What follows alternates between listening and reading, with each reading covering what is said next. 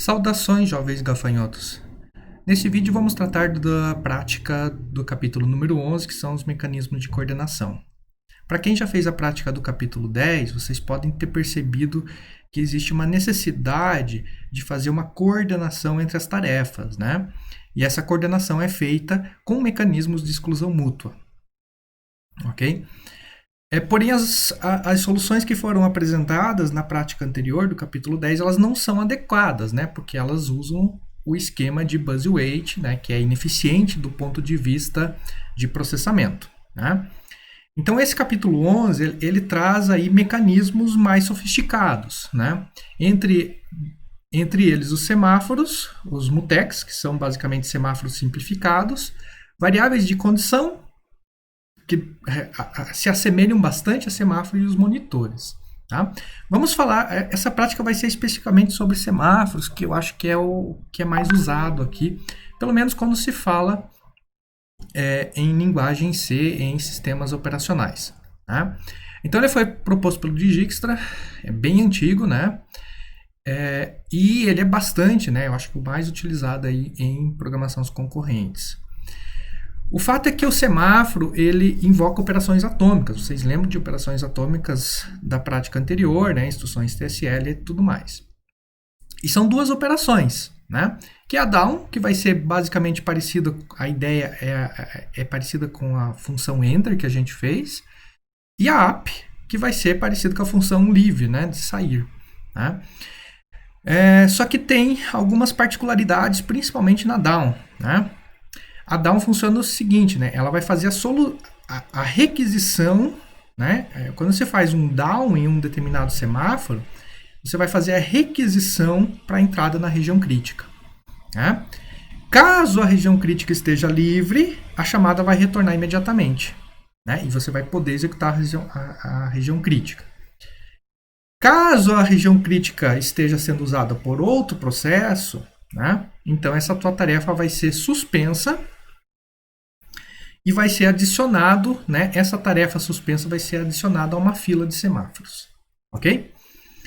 Já o app libera o semáforo, né? Então ele libera o semáforo, ele faz um count mais um, né?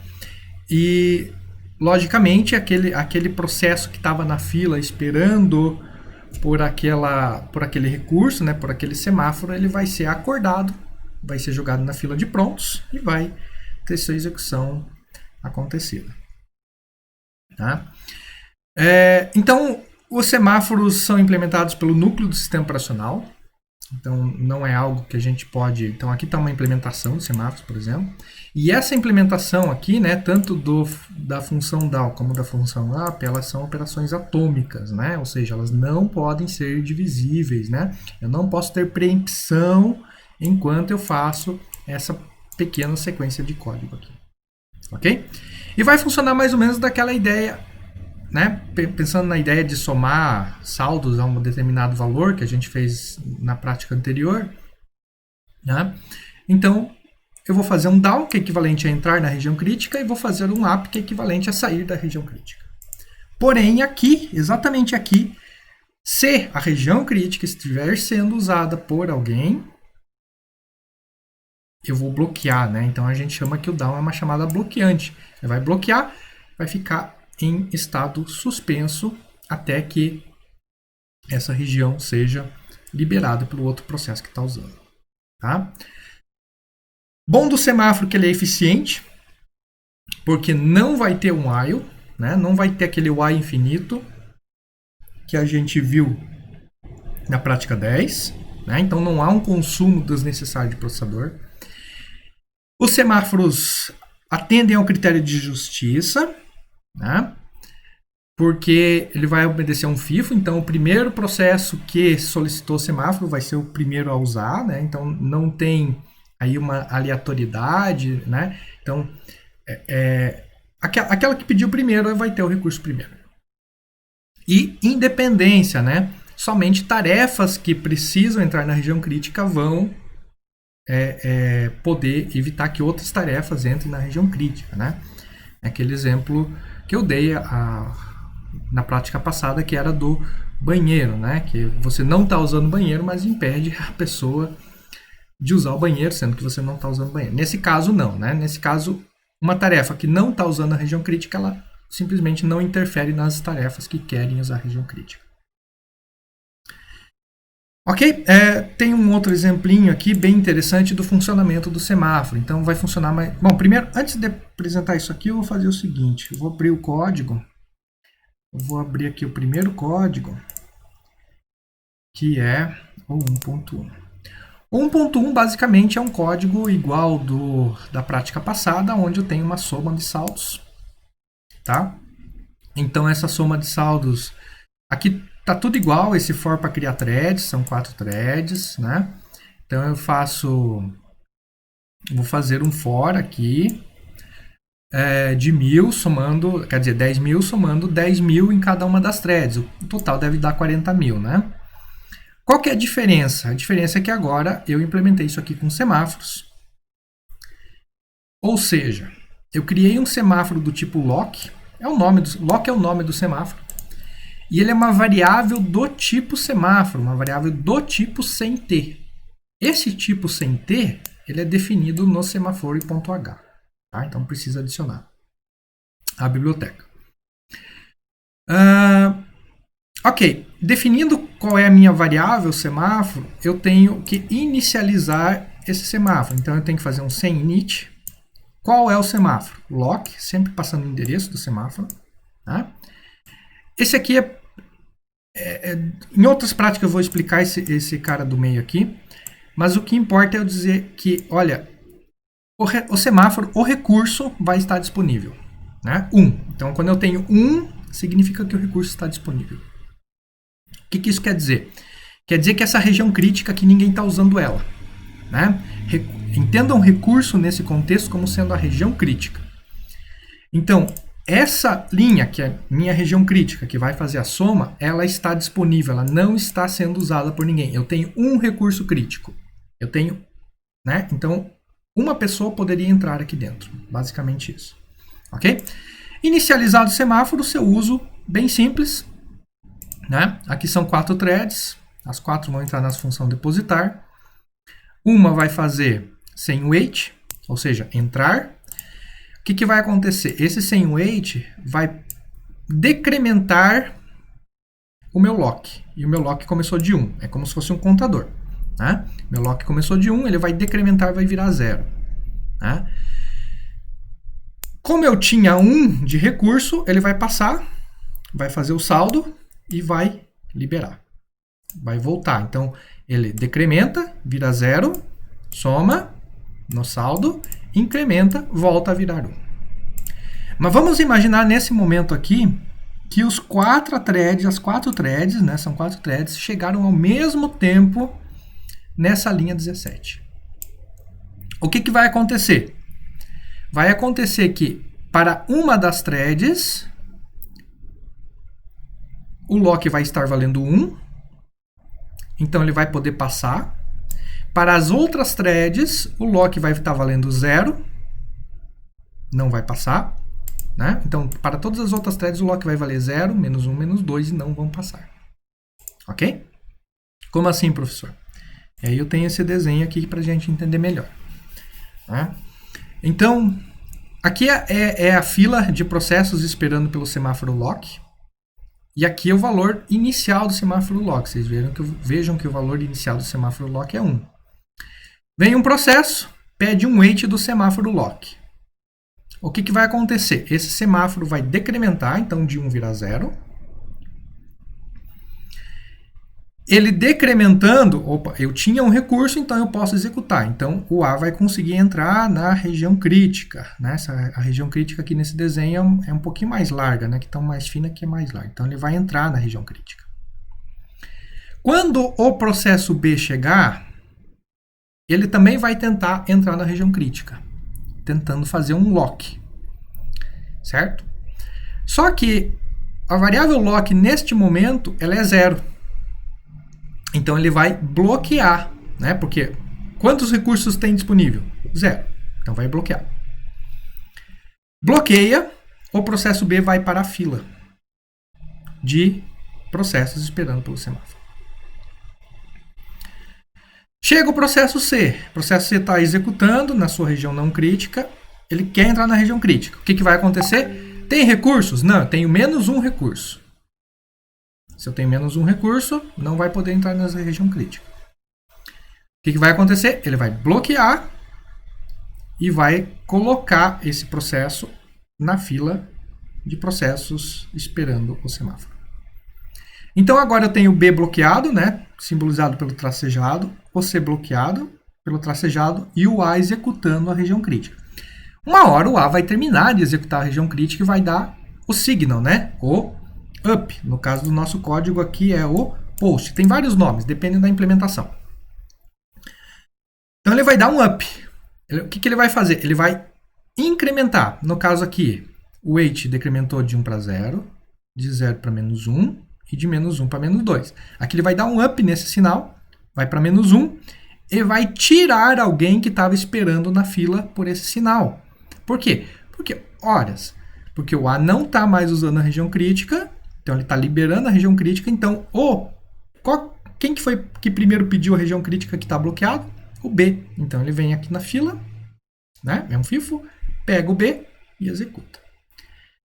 Então o A vai continuar na sua região não crítica, o B vai entrar na região crítica, o B vai sair, uma hora ele vai terminar a região crítica, vai sair da região crítica, vai dar um up. Então de menos 1 vira 0 e desbloqueia quem está na fila esperando por esse sinal, por esse semáforo lock. Tira o C. Habilita o C, então, a executar. C executa. Uma hora o C também termina a região crítica e dá um up no sinal. De 0 passa para 1. Não vai acordar mais ninguém, porque, obviamente, não tem mais ninguém. Ok? Então, é bem simples o entendimento. Então, é positivo? Tem recurso, entra. Não é positivo, né? É 0 ou menor que 0, não tem recurso, vai para a fila. Basicamente é isso, de forma bem resumida. Tá? Então, o que ele está fazendo aqui é o seguinte, se 4 processos, né, chegarem aqui no wait, o primeiro vai fazer de 1 para 0, e os outros 3 processos vão fazer de 0 para menos 1, para menos 2, para menos 3, e vão entrar na fila de bloqueados. Tá? A gente tem que sempre imaginar que são processos concorrentes, então eu tenho 4 processos chegando nessa fila ao mesmo tempo. Ok? Vamos ver se essa solução funciona? Vamos executar aqui. Ponto barra, L11 é o 1.1. Ó, sempre que eu executar, o resultado será 400. Perfeito, né, gente? E nesse caso, não tenho um for de espera ocupada, né? Eu tenho, então, esse processo, ele fica, assim como o desenho mostra, ele fica na fila de bloqueado, ele não fica executando, fazendo for desnecessário. Essa que é a principal diferença aí dos semáforos e da espera ocupada. Ok? Além de funcionar, obviamente. Tá? Então, aí eu tenho um outro exemplo, também derivado desse aqui, que é 1.2, que agora eu vou começar a fazer outras coisas. Então, agora eu vou fazer o seguinte, ó. Aqui no semáforo 1 eu tinha 4 threads somando. No exemplo 2 eu vou ter 4 threads somando e mais 4 threads diminuindo o meio. Né? Então, cada uma das 4 threads somam 10 mil vezes de 1. É como se eu tivesse... São 4 pessoas depositando 10 mil vezes R$1. E aqui... No sacar, são 4 pessoas sacando, cada vez que eles sacam 50 centavos do saldo. Ok? Então agora eu tenho 2, vou ter no total 8 threads, né? Porque são 4 depositar, 4 sacar. E agora eu tenho uma concorrência entre funções diferentes em threads diferentes. Antes eu tinha a mesma função na mesma thread, né? Mas veja que a ideia do semáforo é a mesma. Ó. Trava.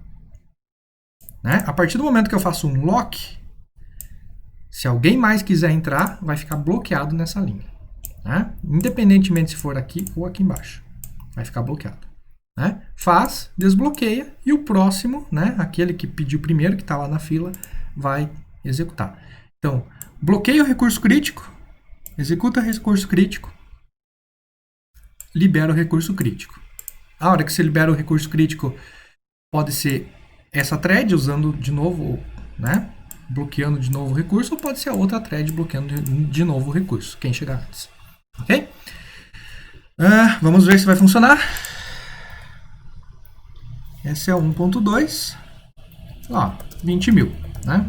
Por que 20 mil? Porque tem 4 threads somando 1, dá 40 mil. Tem 4 threads tirando meio, então tira metade só. Ok? Então, é bem interessante e funciona de uma forma bem bacana. Vamos então para continuar aqui aqui. Só que o semáforo também, né, ele é bastante poderoso e o seu uso vai além de controlar a exclusão mútua. Né? Ele também pode ser usado para controle, né? Para controle dos processos, para sincronização dos processos, para dizer quem que vem antes e quem que vem depois. Ok? Como assim, professor? Então, eu tenho aqui exemplos, né? E o exemplo 2 é o seguinte. Tenho 3 threads, uma Bart, uma Lisa e uma Maggie. Inclusive, esse exemplo aqui é o do livro. Vamos chegar lá no livro. Opa, tá aqui para cima. Tá? Então, eu quero 3 robôs, Bart, Lisa e Meg, e eu quero que eles executem Bart, Lisa, Meg, Bart, Lisa, Meg, Bart, Lisa, Meg. Nessa ordem, sem errar a ordem. O que aconteceria se eu fizesse um programa com 3 threads? Então, eu tenho 3 robozinhos, Bart, Lisa e Meg. Cada uma vai fazer uma determinada tarefa, vai se mover para frente, só que é um de cada vez que eu quero, né? Move o Bart para frente, move a Lisa para frente, move a Meg para frente. Depois move o Bart, move a Lisa, move a Meg. E repetindo nessa ordem. Como é que eu vou controlar a ordem se cada um é um processo diferente, é um robô diferente? Tá? Então aqui o 3 threads, imaginando que cada thread é um robô, ok? E aí as 3 threads simplesmente, no caso aqui, né? Obviamente não são robôs reais, eles só vão imprimir Bart, vão imprimir Lisa, vão imprimir Meg. Será que isso aqui vai estar sincronizado? Vamos rodar. Deixa eu fazer um clear. 2.1. Não tá. Ó, Meg, Meg, Meg, Meg, Meg, Meg, Meg, Meg, depois Lisa, Lisa, Lisa, depois Bart, Bart, Bart. Não tá sincronizado. Eu quero que seja Bart, Lisa, Meg. Bart, Lisa, Meg. Não Meg, Meg, Meg, Meg, Meg, Lisa, Lisa, Lisa, Lisa, Lisa. Ok? Então, como é que a gente vai usar semáforos para resolver esse problema aqui? Então, a implementação está no 2.2. Opa. Muito simples. Muito simples. A solução disso aqui é bastante simples. Continuo com os 3 processos. Só que agora eu vou criar 3 semáforos. Semáforo B, semáforo L, semáforo M, de Bart, Lisa e de Meg. 3 semáforos, 3 variáveis. Vou iniciar as 3 variáveis. A primeira variável Bart, ela vai começar livre. Por quê? Porque é o primeiro processo que tem que executar. Né? Bart, Lisa, Meg. Bart é o primeiro, então ele está liberado, a execução do Bart está liberada, né? Eu tenho um recurso aqui. E aí eu tenho o semáforo Lisa bloqueado. Por que eu estou bloqueando o semáforo Lisa logo na entrada? Porque o Lisa só pode executar depois do Bart. E mesma coisa eu faço com o semáforo Meg. Por quê? Porque o Meg só pode executar depois da Lisa. Então ele não está liberado para executar de início. Né? A ideia é o quê? Então quando eu entrar aqui no Bart, eu vou fazer o quê? Eu vou fazer um wait de B. Ou seja, decrementar o B. Quanto que vale B? Vale 1. A hora que eu decremento, eu consigo passar. Então tinha um recurso livre. Então eu imprimo Bart, que é a nossa região crítica. E dou um post no Lisa, liberando o Lisa. Então, o Lisa, o L, que era 0, vai passar a valer 1. O processo Lisa, então, que estava bloqueado aqui, vai poder fazer 1 menos alguma coisa. Percebam, o Bart, a hora que ele faz o wait, ele passa do wait, porque vale 1. Então ele passa e faz o print. O Lisa, a hora que ele chega no wait, ele bloqueia, porque está valendo 0. O Meg, a hora que chega aqui, também bloqueia, porque está valendo 0. Tá? Então, se a gente imaginar que as três coisas estão acontecendo ao mesmo tempo, né, são 3 threads em 3 processadores diferentes, esse cara vai passar, esse cara vai bloquear, esse cara vai bloquear. Quando esse cara passa, ele imprime e incrementa o L. Incrementando o L, ele joga o semáforo, né, que estava em -1, porque esse cara bloqueou, para 0, liberando aquele processo que estava bloqueado, que é o Lisa. Ok? Aí esse cara dá um post, né, joga o semáforo para cima, no Meg, liberando o Meg que estava bloqueado. E aí o Meg faz o quê? Ele dá um post no B, liberando de novo o Bart. Porque o Bart deu um wait, né? Então ele virou 0 e aqui eu coloco ele de volta para 1, liberando ele de novo a executar.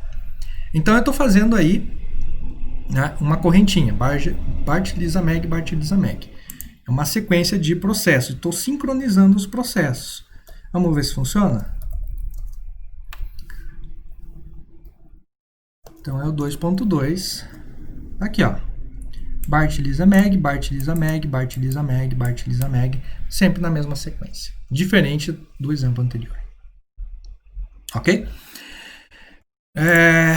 Então eu consigo fazer esse tipo de coisa.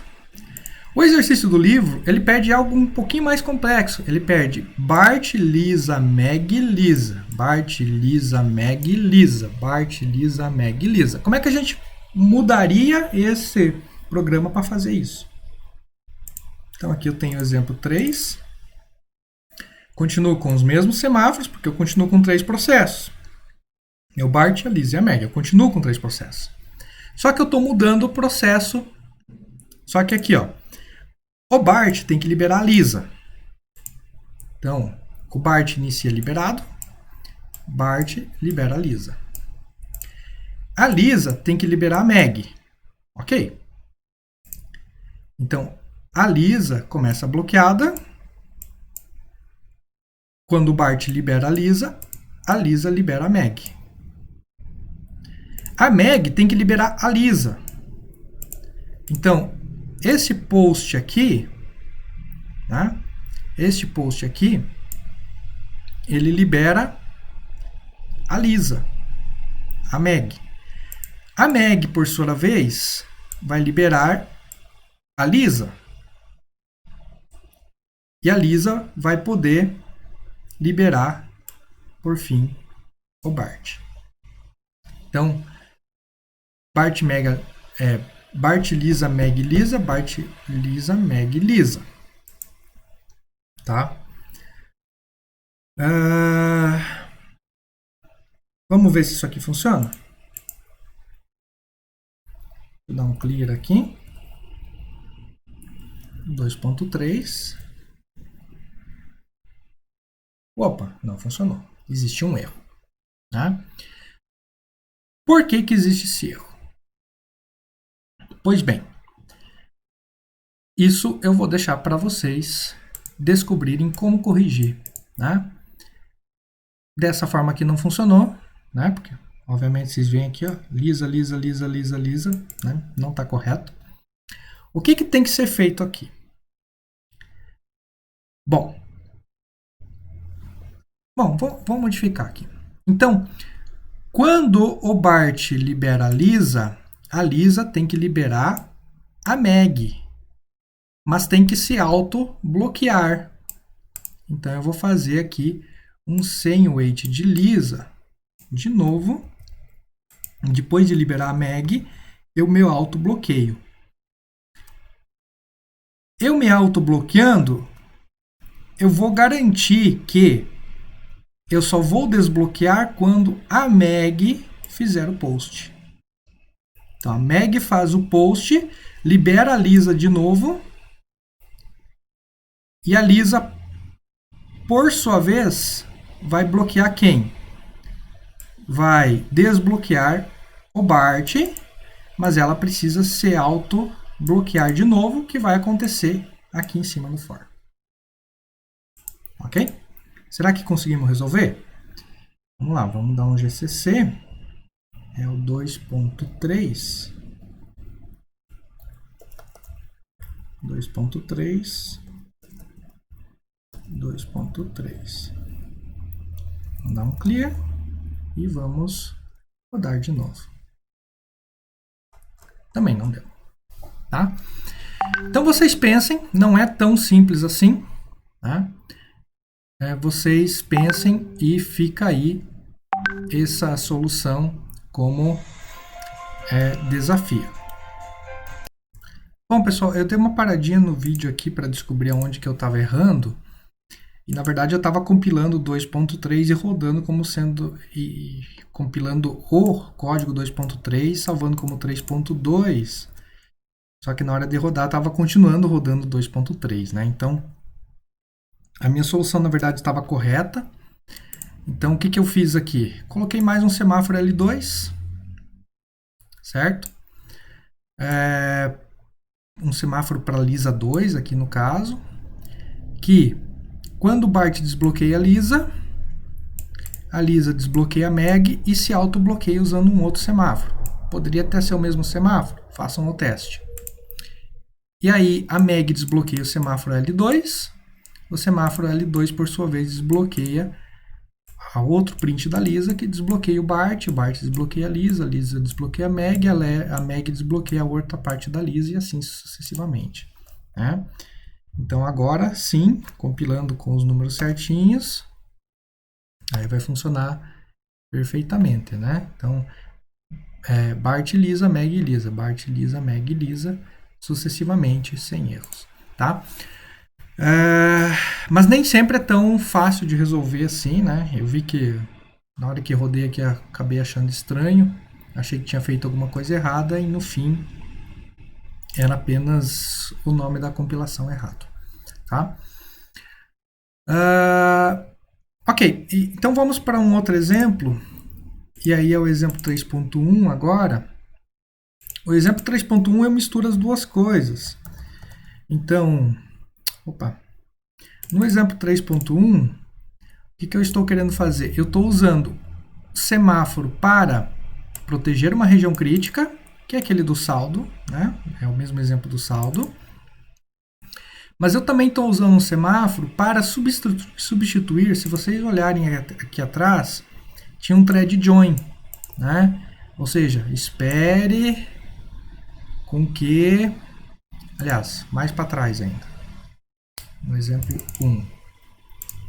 Né? Se vocês olharem aqui para trás, nesse exemplo do depósito, tinha um thread join, no sentido de que espere eu fazer os 1000 depósitos, espere as 4 threads fazerem 1000 depósitos, para depois printar o valor final. Né? Na outra prática que a gente fez, inclusive a gente tirou o thread join e mostrei para vocês que vai terminar logo. Né?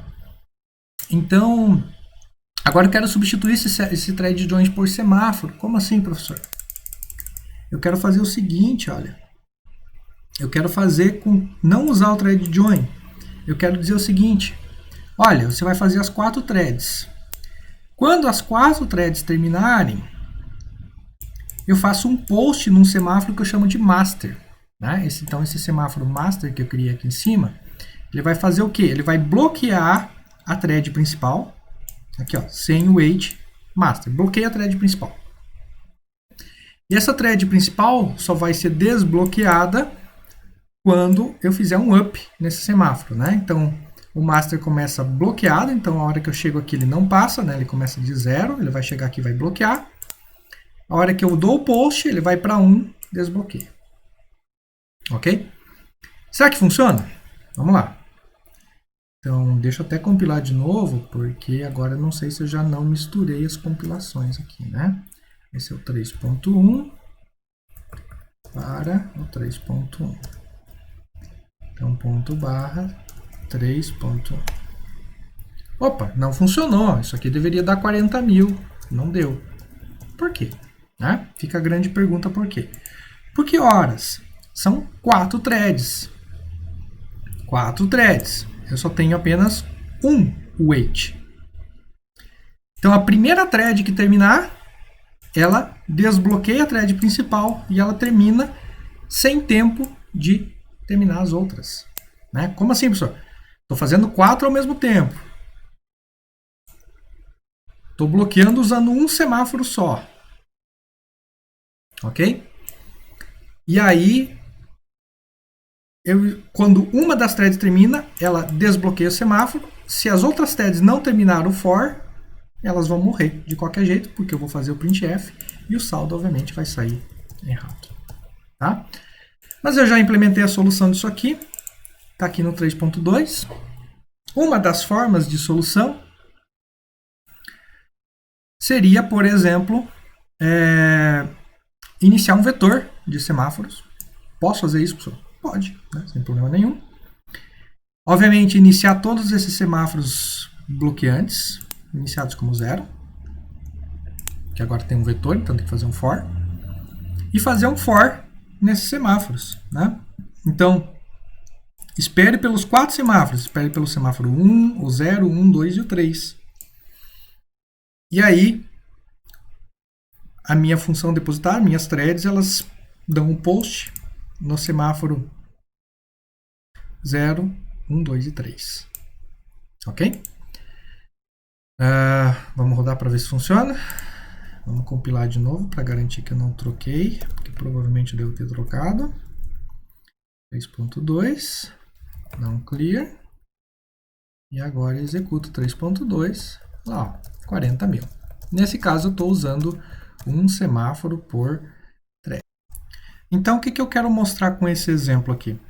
Eu quero mostrar que os semáforos servem tanto para proteger uma região crítica, como servem para sincronizar processos. Né? São dois usos totalmente distintos. Né? Nesse caso, ele protege essa variável para que ela não seja alterada ao mesmo tempo por diferentes processos. E no caso do semáforo master, ele está sendo usado para sincronizar, né? Para dizer, olha, para dizer fazer com que a thread main espere todas as threads filhos terminarem para depois ela executar. Tá ok? Então essa prática é isso aí e até mais.